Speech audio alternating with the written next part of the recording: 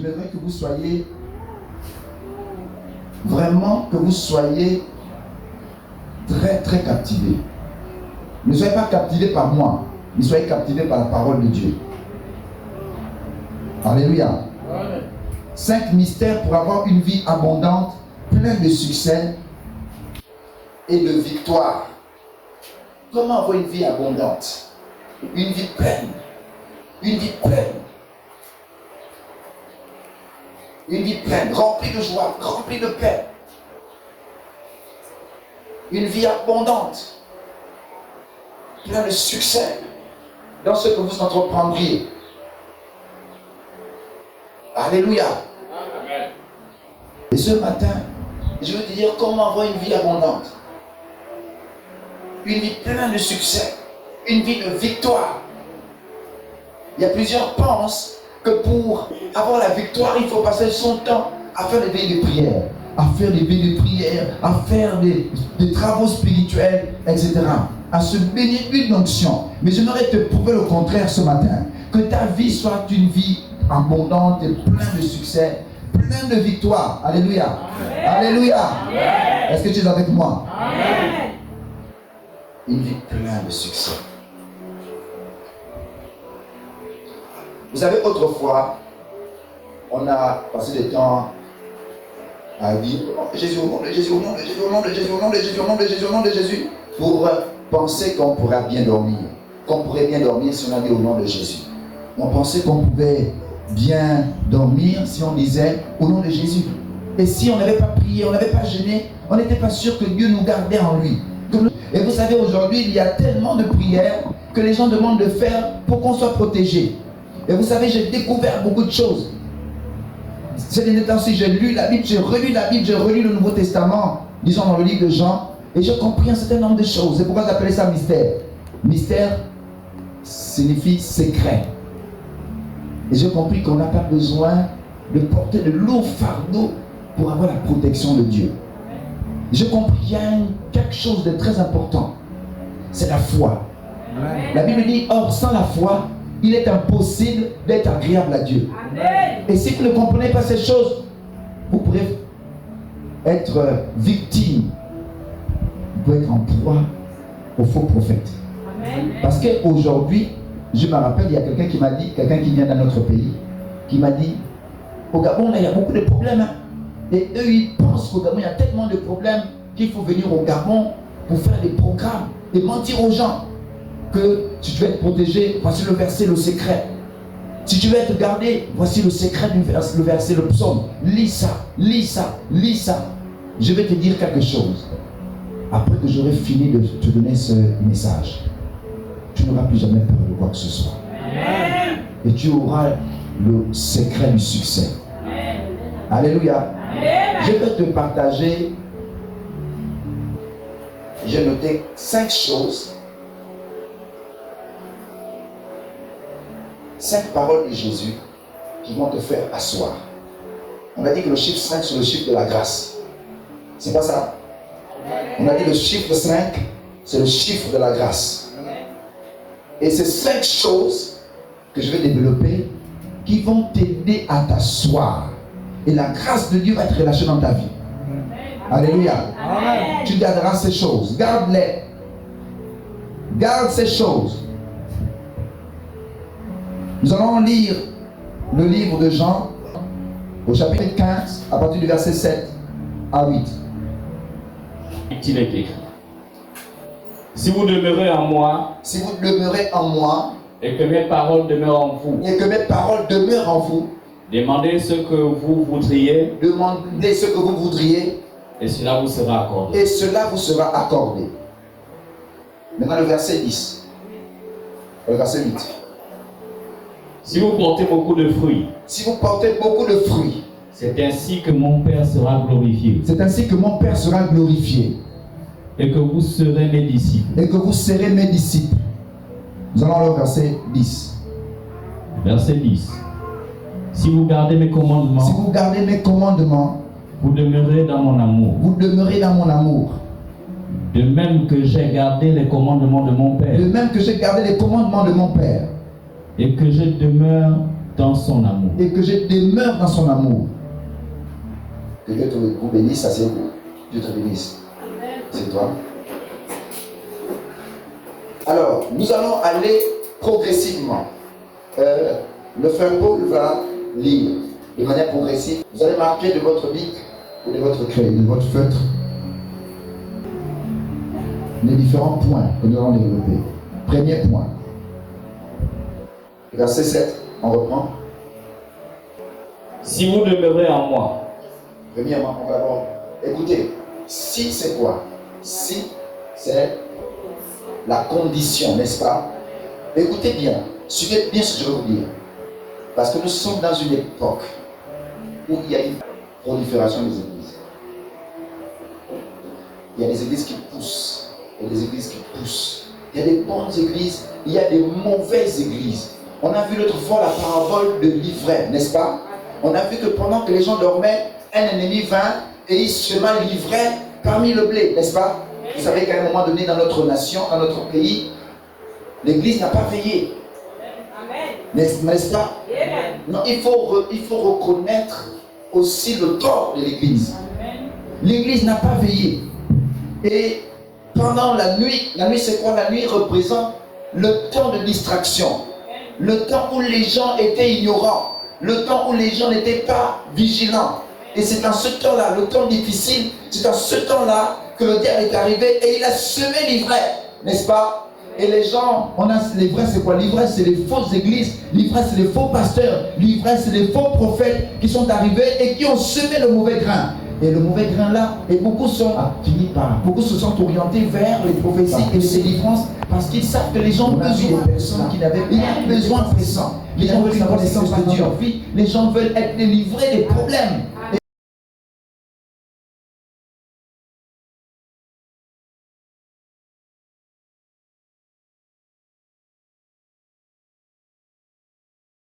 Regardez cela, il dit quoi? Je leur donne ma vie éternelle. C'est pas ça?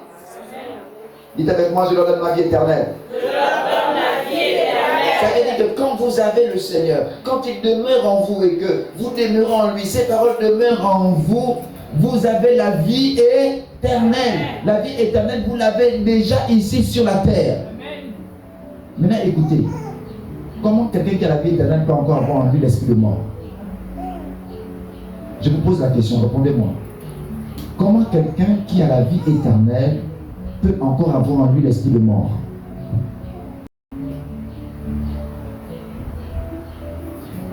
Si vous croyez que la parole de Dieu demeure en vous et que vous demeurez dans sa parole, que vous demeurez en lui, son amour demeure en vous, que vous portez beaucoup de fruits, comment est-ce que vous qui avez la vie éternelle en vous, vous aurez encore en vous l'esprit de mort? Faites attention à ce que vous attendez. Est-ce que vous savez que l'arme la plus destructrice, vous la connaissez, l'arme la plus destructrice? Vous connaissez cette arme-là? L'arme qui détruit beaucoup de gens aujourd'hui. Je vais vous dire ce que c'est. C'est la parole. Amen. Parce que la Bible dit, ne craignez pas celui qui détruit la chair. Celui qui est capable de détruire votre chair, ça veut dire votre corps, n'est-ce pas? Il dit, craignez plutôt celui qui est capable de détruire votre âme dans la géhenne. Vous me suivez? Est-ce que vous savez aussi qu'il y a des gens qui sont capables de détruire vos âmes dans la géhenne? Ce sont ceux-là qui viennent avec les faux messages, les fausses révélations. Il peut vous dire quelque chose qui va vous déstabiliser, qui va vous dérouter de la voie de Dieu et va finir par vous conduire en enfer. Je vous avais raconté cette histoire-là, l'histoire où il y avait un monsieur qui était mort. Il s'est retrouvé en enfer. C'était le moment dans les sujets de mort, etc. Et il était dans les flammes. Et il cherchait quelqu'un, il le tirait comme ça, il le rejetait dans le feu. Il cherchait quelqu'un. Et comme c'était comme un lac de feu, donc on ne voyait pas ce qui était à l'intérieur. Et il les soulevait, il les replongeait dans le lac de feu. Il les soulevait, il les plongeait dans le lac de feu. Vous savez que ça n'aime pas ce genre de message-là. Je vous disais que cet homme, il rejetait ces personnes qu'il cherchait à voir. C'est comme s'il cherchait quelqu'un. Et puis le frère qui était dans la vision lui a demandé, que cherches-tu? Il lui a dit, je cherche celui qui m'avait dit que j'étais sauvé. Vous voyez, il y avait quelqu'un qui lui avait dit qu'il était sauvé. Cette personne n'avait pas dit la vérité. Peut-être qu'il donnait de l'argent, peut-être qu'il faisait beaucoup d'œuvres caritatives dans l'église. Et il n'a pas eu le courage de lui dire la vérité, parce que s'il lui disait la vérité, il ne ferait plus rien. Il y a beaucoup comme ça qui sont prêts à prendre votre argent pourvu que vous alliez en enfer. Ils sont prêts à tout pour vous perdre. Parce qu'ils veulent gagner. Pour avoir, ils sont prêts à vous jeter dans l'enfer. Et lui cherchait celui-là. Il a dit que bon, s'il s'est trompé à mon sujet, c'est qu'il s'est trompé à son propre sujet. Donc il le cherchait. Quelqu'un comme ça ne peut pas être sauvé. Quelqu'un qui m'a trompé ne peut pas être sauvé. Et il le cherchait là-bas. Vous voyez comment la parole peut envoyer quelqu'un en enfer? Il dit, craignez celui qui peut envoyer votre âme dans la géhenne. Et il faut faire attention à ceux-là qui vous mentent. Il faut faire attention aux faux prophètes. Un faux prophète est un dangereux parce qu'il peut détruire votre âme dans les séjours de mort, dans l'enfer. Il peut détruire votre âme dans l'enfer. Il faut faire attention aux faux prophètes, aux faux pasteurs, aux faux docteurs. Faites attention. Quand vous voyez quelqu'un n'est pas vrai, ce qu'il dit ne concorde pas avec la parole de Dieu. Et vous aussi. Quand quelqu'un vous dit quelque chose, demandez-lui le verset qui confirme cela. Il faut au moins 2 versets qui confirment, parce que la Bible dit le témoignage de 2 personnes est vrai. Vous avez vu, personne ne peut les ravir de même. Ça veut dire que le Seigneur a déjà une très grande responsabilité vis-à-vis de vous. Sa responsabilité, c'est qu'il doit vous garder et que personne ne vous ravisse de ses mains. Donc Dieu, que tu dormes, que tu sois éveillé, Dieu sait qu'il doit te garder. Est-ce que vous comprenez? Est-ce que vous comprenez? Parce qu'il y a des moments où vous ne priez pas, vous ne savez pas comment Satan s'est levé contre vous, et vous ne savez pas ce que Dieu a fait pendant que vous dormiez. Ce n'est pas parce que vous veillez sur vous-même que vous pensez que parce que vous dites au nom de Jésus que vous êtes gardé. Non. Même pendant que vous êtes en train de marcher, quand vous êtes dans le taxi, vous ne savez pas que Satan peut vous détruire. Mais regardez même quand vous êtes dans le taxi, le Seigneur vous protège et vous garde. La Bible dit que l'ange de l'Éternel campe pour tous de ceux qui le craignent et les arrache au danger. Ça veut dire que Dieu vous garde. Et il y a un passage où Jésus dit que l'enseignement qu'il a reçu du Père, c'est qu'il n'en perde aucun. Il ne doit perdre personne. C'est ça le consigne qu'il a reçu de Dieu, c'est que Jésus ne perd personne. Donc il ne vous perdra pas. Il ne vous perdra pas. Vous êtes scellés dans le sang de Jésus. Et personne ne vous ravira des mains du Seigneur. Si sa parole demeure en vous, si vous demeurez en lui, personne ne va vous ravir de ses mains. Et Dieu vous protégera toujours. Que vous dormiez, que vous ne dormiez pas, Dieu vous protégera toujours parce que c'est sa responsabilité. Vous ne pouvez pas vous garder vous-même, vous protéger vous-même. Ce n'est pas parce que vous avez jeûné, vous avez prié, que vous êtes protégé. Priez, faites la prière de protection. Même si vous faites ça, si vous ne demeurez pas dans sa parole, il n'y a pas de protection. Parce que c'est la condition. Il a dit si. C'est pas ça. Il a dit si. Maintenant, quand vous êtes arrivé à ce niveau-là, il y a maintenant des niveaux. J'ai énuméré ces différents niveaux. Alléluia. Amen. Le premier niveau, c'est Jean chapitre 15, verset 19. La première chose que lui a faite, vous ne le connaissiez même pas encore. Mais lui, vous connaissez déjà. Mais vous ne le connaissiez pas. Jean chapitre 15, verset 19.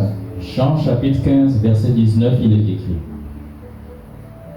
Si vous étiez du monde, le monde aimerait ce qui est à lui. Le monde aimerait ce qui est à lui.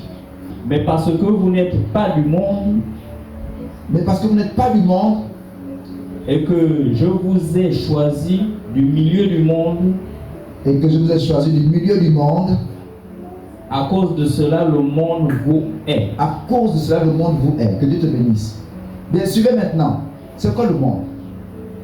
C'est quoi le monde? Il s'agit de quel monde? Est-ce que vous me suivez? C'est quoi le monde? Le monde, c'est la pensée de Satan. C'est ce que Satan a créé. Le monde, c'est la mauvaise manière de vivre. C'est ça le monde. Et c'est Satan qui a créé ce monde-là. C'est le monde de péché.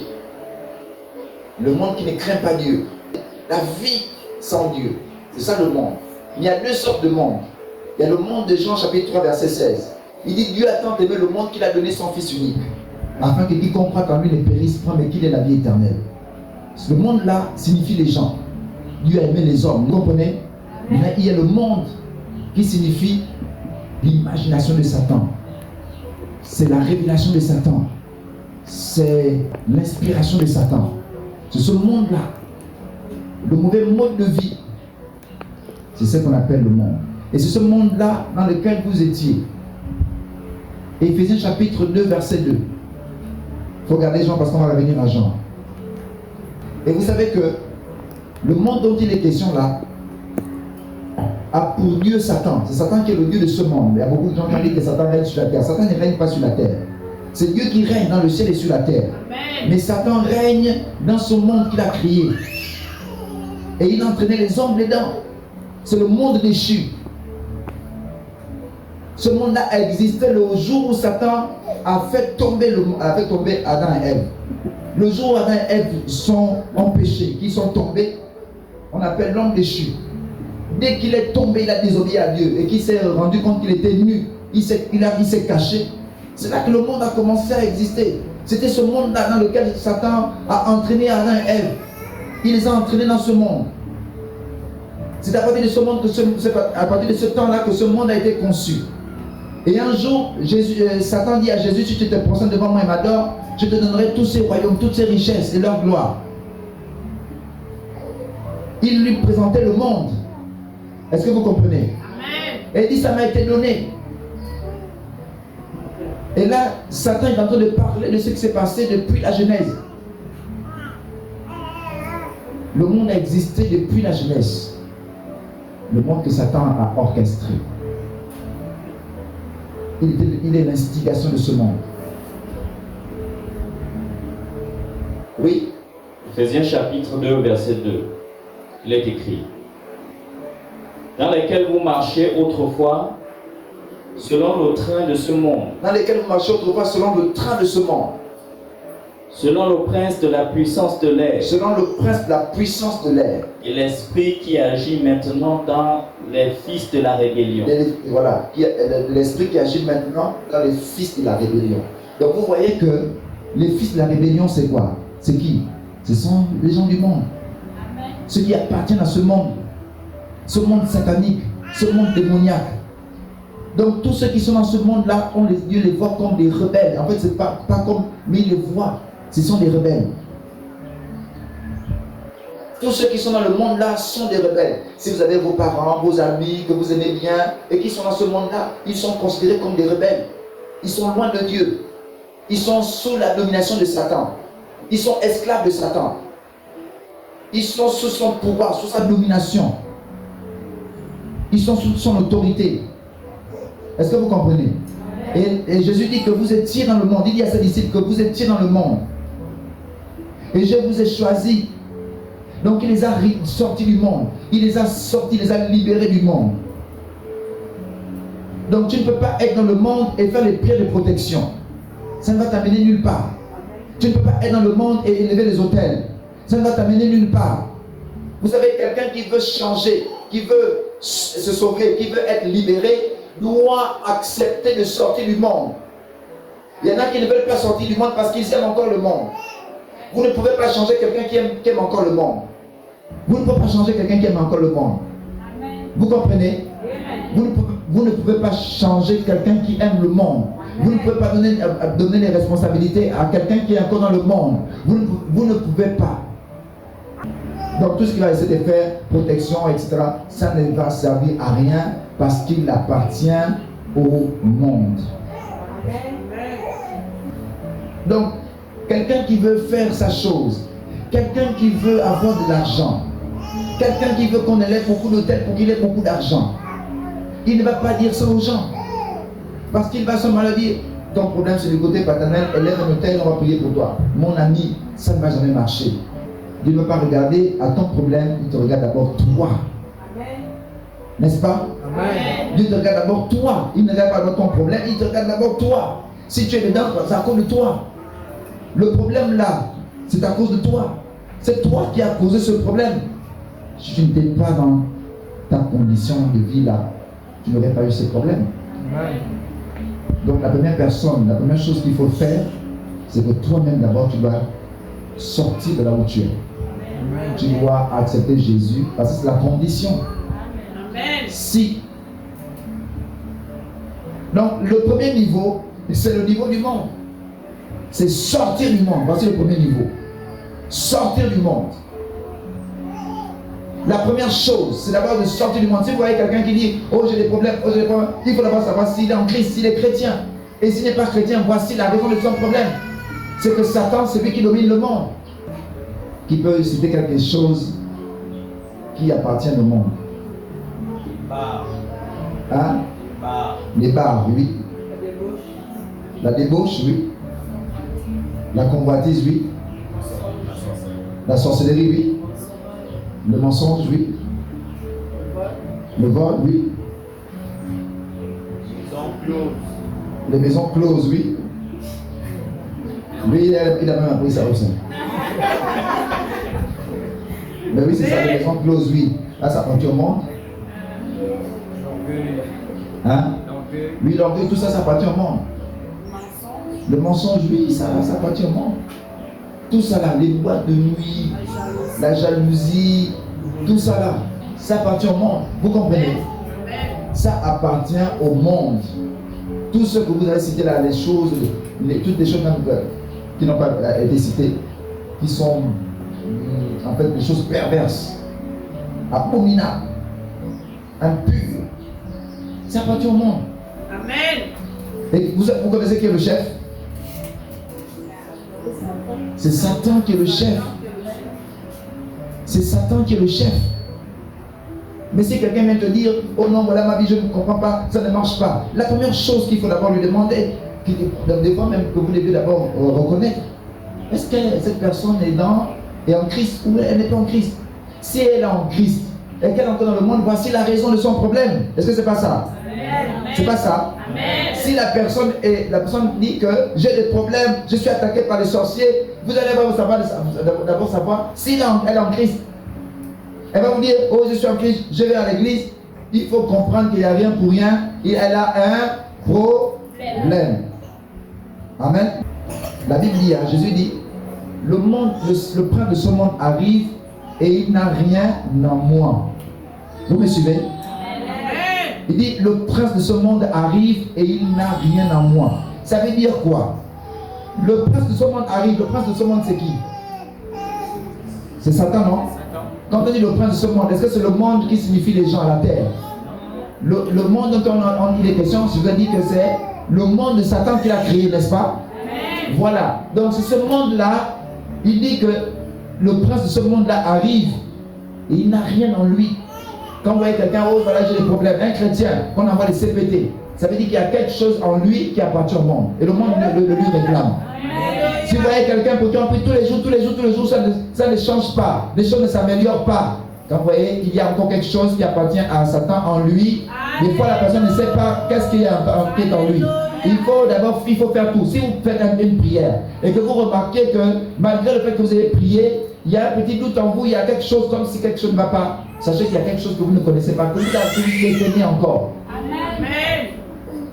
Vous savez, ça peut être quoi? Ça peut être une vérité que vous avez cachée. Vous n'avez pas voulu lire la vérité. Si vous ne dites pas la vérité, Satan va vous réclamer à partir de ce que vous avez caché. Ça veut dire que vous avez un secret que vous cachez et Satan, vous le partagez avec Satan. Amen. La Bible dit, celui qui avoue ses transgressions et les laisse, trouve miséricorde. Mais si tu ne dis pas, tu caches la vérité, Satan va te réclamer. Amen. Tu as quelque chose qui lui appartient. Amen.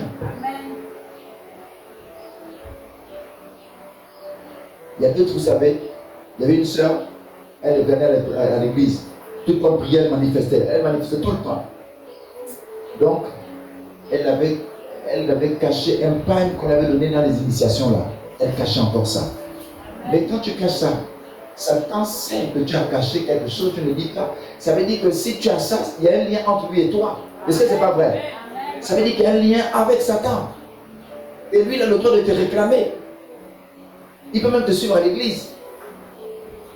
Il peut t'embêter, te perturber. Tu peux tomber malade, tu peux avoir on va prier, il y aura toujours un problème. Pourquoi? Parce qu'il y a un prime que tu as caché chez toi. Il y a un prime. Dans ta maison, il y a quoi? S'il y a des choses plantées, tu as accepté au Seigneur, tu n'as jamais dit qu'il y a des choses plantées. Mon ami, tu as gardé ça, c'est un secret que tu gardes. Mais tu as toujours t'embêter parce que Satan a quelque chose que tu as encore. Si même si c'est l'aiguille, tu as caché ça. Satan va te réclamer. Il y a quelque chose que tu as gardé. Tu ne peux pas parler parce que tu ne veux pas qu'on te juge. Mon ami, est-ce que tu es encore là? Tu es encore honte qu'on te juge? Débrouille-toi. Délivre-toi. C'est pas venant voir les hommes de Dieu en faisant les hôtels que tu vas contourner Dieu. Non, on ne contourne pas Dieu. Amen. Amen, papa. Yes. Il faut livrer tout à Dieu. Il faut tout livrer aux mains du Seigneur, au pied du Seigneur. Il faut tout déposer au pied du Seigneur. Ne cache pas le secret là. Quel secret tu as avec Satan? Dépouille-toi. Parce que Satan va te réclamer ça. Il ne faut plus rien avoir à faire avec Satan.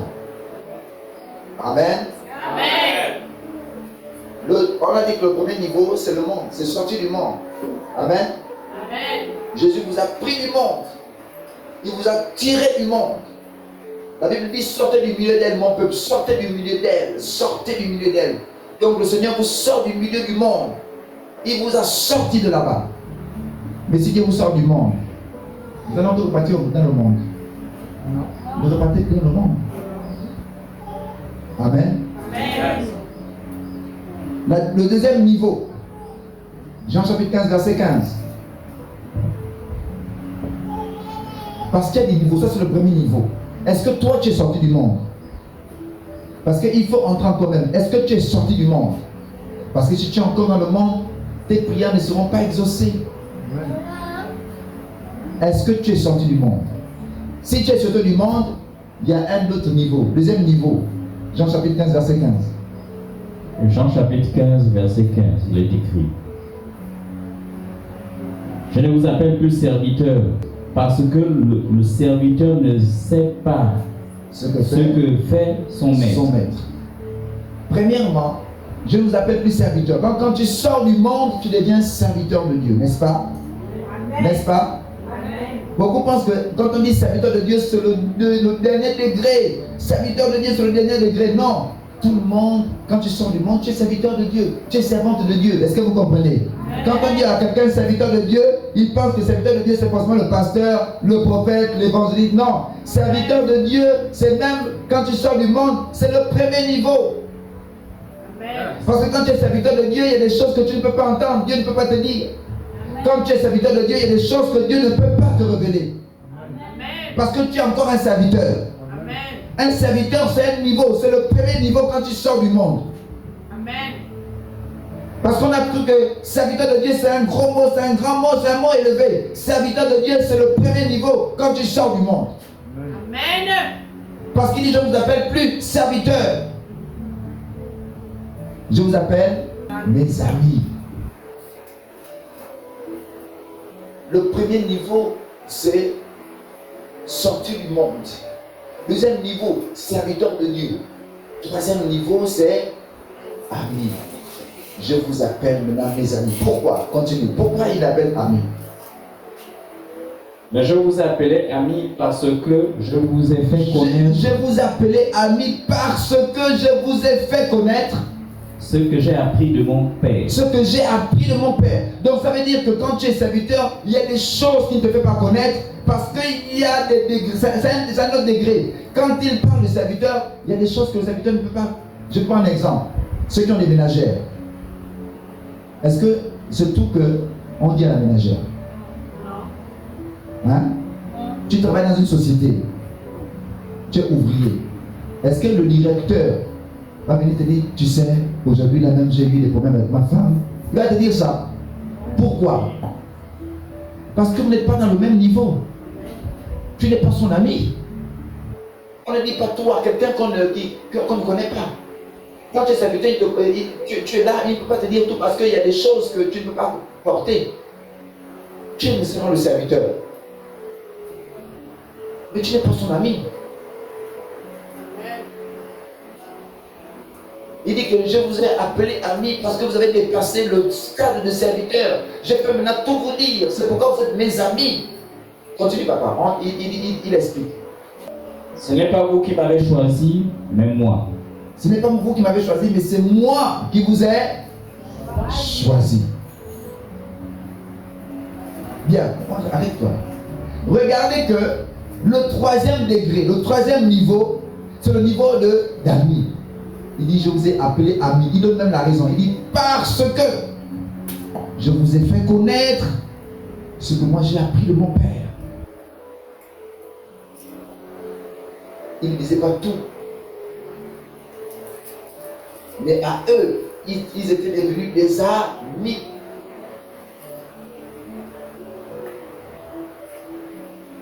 Il y en a qui pensent que quand on dit serviteur de Dieu, ça veut dire que oui, ce serviteur de Dieu, c'est un grand, Oh, c'est un serviteur de Dieu, mon ami. Lui, il est serviteur de Dieu, moi, je suis ami de Dieu. Voilà. Amen. Est-ce que c'est pas vrai? Amen. Amen. Amen. Il est serviteur de Dieu, moi, je suis ami de Dieu, c'est pas ça? Amen. Il est serviteur de Dieu, moi, je suis ami de Dieu. Est-ce qu'il y a une différence? Il y a une différence, non? N'est-ce pas? La différence, c'est que le serviteur ne connaît pas tout ce que fait son maître. Mais l'ami sait tout ce que fait son maître. Donc moi, à partir d'aujourd'hui, je suis ami.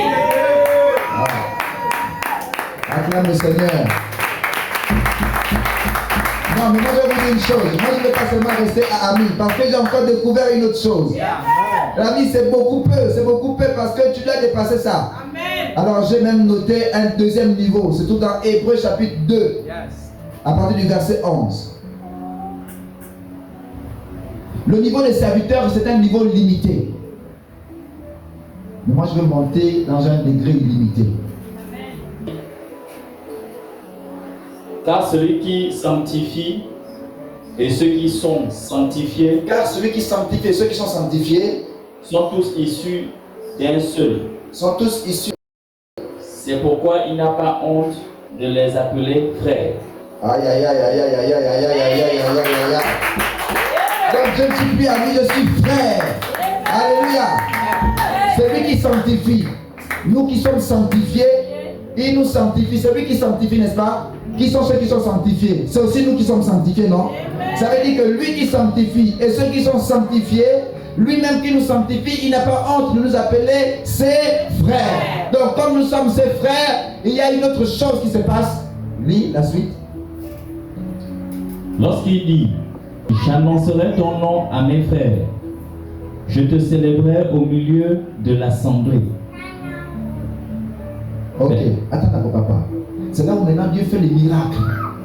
Parce qu'il célèbre au milieu, il célèbre qui au milieu de l'assemblée? Il célèbre Dieu au milieu de l'assemblée. Est-ce que vous comprenez cela? C'est là qu'il y a des miracles, c'est là qu'il y a des prodiges, c'est là que la gloire de Dieu explose, c'est là que l'onction sans mesure est déversée. Est-ce que vous comprenez? C'est là que les sorciers confessent leurs péchés. Quand on est devenu frère, alléluia, le Seigneur vient il se manifeste de manière particulière. C'est là qu'il y a l'onction sans mesure. Là où il y a les frères. Maintenant, si tu dis que tu es serviteur de Dieu, ça c'est comme moi je suis frère. Alléluia. Je suis frère. Si je suis frère, ça veut dire qu'on est héritier, n'est-ce pas? Si tu es le fils, par exemple, si tu es le fils de, on va dire quoi? Non, pardon, le fils de Poutine. Tu peux aussi partir de ses fils. Tu ne seras pas héritier. Hein? De quoi c'est? Tu vois qu'il n'a que les bombes? Tu vois qu'il n'a que les bombes? Il est parmi les hommes les plus riches au monde. N'est-ce pas? Est-ce que c'est pas vrai? Non, je dis que si toi tu es le fils ou la fille d'un milliardaire, est-ce que tu n'es pas héritier? Tu es héritier, non? Parce que tu fais partie de ses fils. Tu as vu ici un enfant de Bongo qui est faux. Hein? Pourquoi? Parce que leur père est riche, non? Même s'il a fait avec une autre femme, ce n'est pas son enfant. S'il a reconnu l'enfant, l'enfant n'hérite pas. Mais c'est la même chose avec Dieu. Le serviteur n'hérite de rien, mon ami. Le serviteur n'hérite de rien.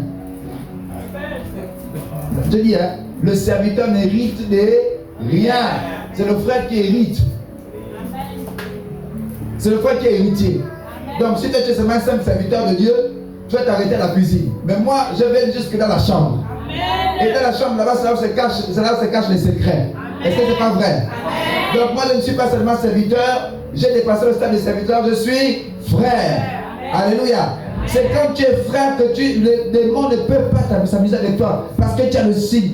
C'est-à-dire que ton vêtement spirituel, même seulement, influence le démon. Quand tu es quelque part, les démons ont peur. Parce qu'ils savent, tu n'es plus serviteur.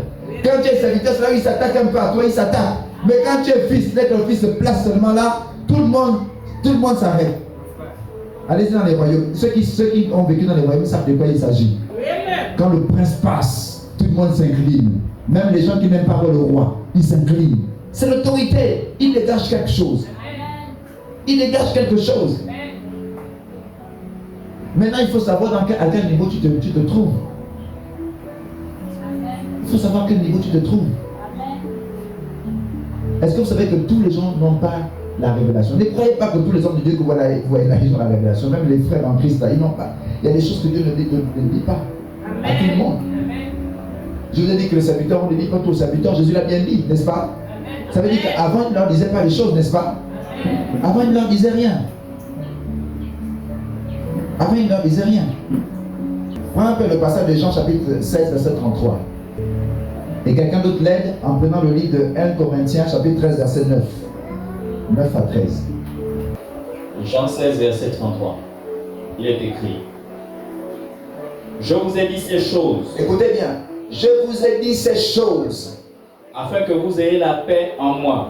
Afin que vous ayez la paix. Quand quelqu'un n'a pas la paix, oh non, je ne comprends pas, je suis troublé. Mon ami, tu es troublé parce que tu as un problème. Quand tu es en Jésus, tu dois avoir la paix. C'est obligatoire. Tu dois avoir la paix. Lui, continue. Vous aurez les tribulations dans le monde. Vous aurez les tribulations dans le monde.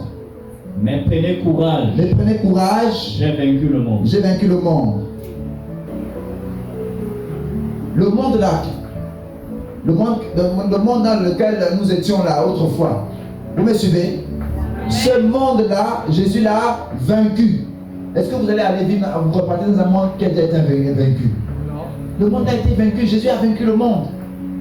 Amen. Amen. Et nous ne devons plus aller vivre dans le monde qui a déjà été vaincu. Amen. Les gens qui sont dans le monde là sont vaincus par celui qui a été vaincu. Amen. Le diable a été vaincu, celui le prince de ce monde, n'est-ce pas? Il a été vaincu. Et le monde là aussi a été vaincu. Amen. Amen. Le monde a été vaincu parce que le diable a été vaincu. Est-ce que vous comprenez? Amen. Voilà, maintenant ceux qui vivent dans le monde vivent dans un monde vaincu. Amen. Et celui qui a vaincu les hommes du monde a été vaincu. Amen. Donc regardez, quand quelqu'un est dans le monde, il est vaincu par le monde. Il est vaincu par le diable. Voilà pourquoi vous voyez, il n'arrive pas à changer. Il y a des choses qu'il ne peut pas faire. Il ne peut pas arrêter la cigarette, il ne peut pas arrêter la boisson. Sont dans la vie des femmes, la vie des hommes, la prostitution. Il ne peut pas arrêter ça. Pourquoi? Parce qu'ils sont vaincus. Amen. Les parents, suivez-moi, écoutez bien ce que je suis en train de dire. Les sorciers attaquent les gens, ils meurent, ils sont dans des problèmes. Pourquoi? Parce que le monde, parce que le diable les a vaincus. Ils sont vaincus par l'ennemi. Amen. Et s'ils sortent de là-bas en acceptant Jésus-Christ, Jésus va les sortir de là par sa puissance, par sa parole. Ils sortiront de là. Amen. Vous comprenez? Amen. Jésus a vaincu l'ennemi, il a vaincu le monde. Amen. Et il dit: j'ai vaincu le monde. Le monde ne pourra rien vous faire parce que le monde a été vaincu. Amen. Vous voyez que le monde là que vous voyez, ce sont les gens que vous voyez, mais vous savez qu'ils sont influencés par des forces spirituelles. Parce que celui qui agit dans le monde n'est pas un homme humain. Ce n'est pas un humain. C'est un esprit, n'est-ce pas? On appelle le prince de la puissance de l'air. Il agit entre ciel et terre. Il agit. Celui qui amène les gens en esclavage. Ils sont dans le monde, vous ne les voyez pas avec vos yeux, mais ils sont en esclavage. Ils sont liés par des chaînes. C'est des esclaves de Satan. Si tu retournes dans le monde, tu seras à nouveau esclave de Satan. Et tu seras à nouveau vaincu par le diable. Continue. Il est écrit: Car nous connaissons en partie et nous prophétiserons en partie. Verset 10. Mais quand ce qui est parfait sera venu, ce qui est partiel disparaîtra. Ok. Il dit quoi? Nous connaissons quoi? Nous ne connaissons qu'en partie. Nous ne connaissons qu'en partie. Nous ne connaissons qu'en partie. Verset 13. Verset 13. Maintenant, c'est donc ces trois choses demeurent: la foi, l'espérance, la charité. Mais la plus grande de ces choses, c'est la charité. Ça veut dire l'amour. Ok, je bénisse. Donc, il y a des choses que nous allons connaître au fur et à mesure. Avec Dieu, tu ne vas pas tout connaître. Il ne faut pas aller chercher loin, chercher à connaître des choses que tu ne dois pas connaître. Il faut être assis et il faut attendre que le Seigneur te nourrisse et te fasse connaître des choses que tu devrais connaître en ton temps. Il y a un temps pour tout. Il ne faut pas sauter les échelons. Il ne faut pas parce que quelqu'un vient te dire que voilà moi, voilà ce que j'ai eu, voilà ce que j'ai. Non, il ne faut pas suivre cette personne. Il faut croire en Dieu. Il faut rester assis et continuer à prier. Consacre-toi à Dieu. Cherche sa parole. Cherche à connaître sa parole. Cherche Dieu avec le cœur. Sois posé, sois assis. Dieu sait de quoi tu as besoin. Et au temps marqué, Dieu te le donnera. Vous savez, ces derniers temps, si Dieu m'a parlé. Si vous regardez trop les réseaux sociaux, si vous n'êtes pas assis dans la parole, vous allez commencer à vous attrister inutilement. Parce que vous allez voir des gens dans les maisons, avec des grandes maisons, des grosses voitures, des gens bien habillés, etc. Et vous allez commencer à vous culpabiliser. Dieu aime cela, Dieu ne m'aime pas. Ne suivez pas ces gens-là, vous ne connaissez pas d'où ils sont, d'où ils viennent. Et il y a beaucoup qui ont jugé leur pasteur à partir de ce qu'ils voient à la télévision, dans les réseaux sociaux. Et moi je dis qu'il faut faire attention avec cela. Ne jugez pas votre pasteur parce que vous voyez dans la télévision, il y a des pasteurs qui font des choses que vous ne les connaissez pas. Moi je vais vous dire une chose que le Seigneur m'a montré. Dieu m'a enlevé dans une vision. Je n'ai peut-être pas dit ça à quelqu'un ici. Dieu m'a enlevé dans une vision. Je ne cite pas le nom de cette personne-là. Mais cette personne, j'aimais beaucoup l'écouter au début dans les réseaux sociaux. Je l'écoutais beaucoup, et j'admirais cette personne. Vous comprenez? Et à un moment donné, j'ai commencé à me dire, ah Seigneur, mais tu as béni les gens, tu as béni les autres, tu as béni les hommes de Dieu, etc. Est-ce que moi j'ai une autre manière de te prier que tu n'aimes pas? Amen, papa. Et voilà, après cela, le Seigneur m'a enlevé en esprit. Et il m'a amené chez la personne même, dans sa maison. Je connais sa maison. Vous me suivez? Amen, papa. Et dans la maison, le Seigneur m'a montré, il m'a dit, regarde, vous savez ce que j'ai vu? J'ai vu des choses qui reviennent de l'Égypte. Alléluia. Oh, amen. J'ai vu des choses qui reviennent de l'Égypte. Amen. Et je demandais à Dieu, ça vient d'où, Seigneur? Pourquoi ça?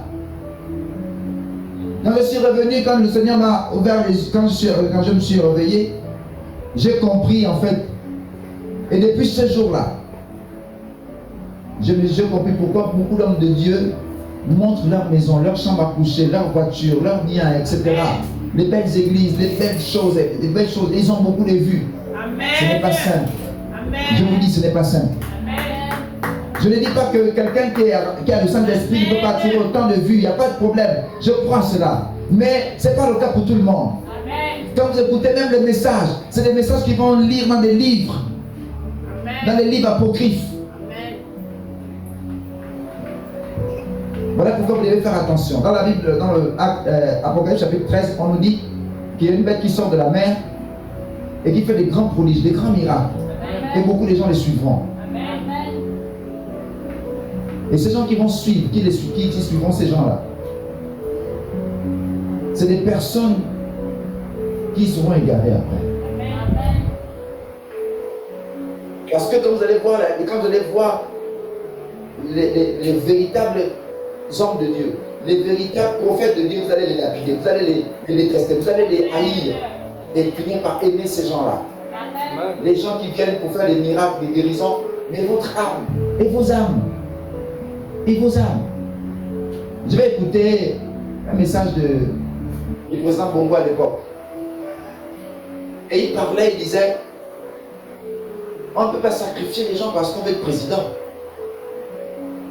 Et il a tiré l'attention, il dit, mais et regarde, et tous ces jeunes-là, tous ces gens-là, vous allez les sacrifier parce que vous êtes être président.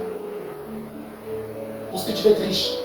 Parce que tu vas avoir les miens. Parce que tu vas être un grand homme de Dieu. Tu vas être influent. Tu vas amener les gens en enfer. Toi-même, tu ne te soucies pas de ta vie. Et c'est comme ça aussi que tu ne te soucies pas de la vie des autres. C'est comme ça aussi que tu ne te soucies pas de la vie des autres. Et vous devez faire attention. Si quelqu'un vous donne un message, demandez-lui le verset biblique. Et s'il te donne un verset, demande-lui un deuxième verset biblique qui confirme ça. Ne soyez pas acceptés, n'acceptez pas pour accepter. Il faut demander quel est le verset biblique. Donne-moi un verset. Il te donne un verset. Tu dis donne-moi un deuxième verset qui confirme cela. Parce qu'un seul verset, on ne peut pas s'appuyer sur un seul verset. Vous voyez ici, je vous ai donné, c'est un verset, plusieurs versets. Ton âme est précieuse aux yeux de Dieu. Amen. C'est pourquoi n'accepte pas que quelqu'un t'emmène en enfer. N'accepte pas ça. Est-ce qu'on peut se lever?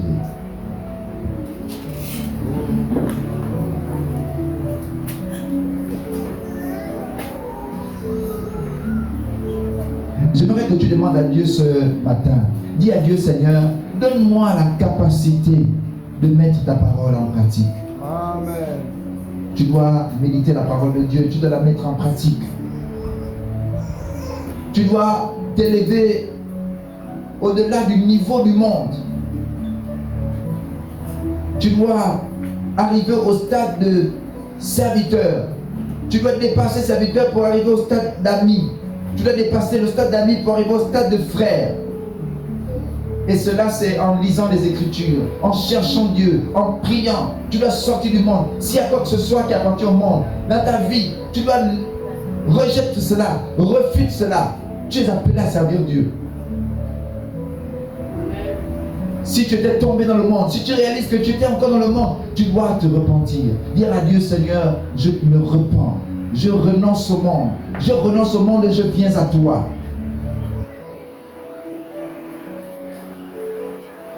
Demande à Dieu, Seigneur, je veux demeurer dans ta parole. Je veux demeurer en toi. Je veux que ta parole demeure en moi. Je veux porter beaucoup de fruits. On ne peut pas porter de fruits, beaucoup de fruits, si on ne met pas la parole de Dieu en pratique. Tu dois mettre la parole de Dieu en pratique pour porter beaucoup de fruits. Mets la parole de Dieu. Ce ne sera pas facile parce qu'il y aura forcément un choix que tu dois faire. Soit tu vas choisir Dieu, soit tu vas choisir tes propres initiatives, tes propres pensées, tes propres sentiments. Tu dois renoncer donc à tes propres pensées. Tu dois renoncer à toi-même. Mets la parole de Dieu en pratique dans ta vie. Mets-la en pratique. Le monde est dangereux. Regarde ce qui se passe dans le monde. Regarde les gens qui meurent. Regarde les choses qui se passent. Le sorcier n'aura aucun pouvoir sur toi si tu te demeures en lui. Alors élève ta voix et commence à prier. Dis au Seigneur, je m'abandonne à toi.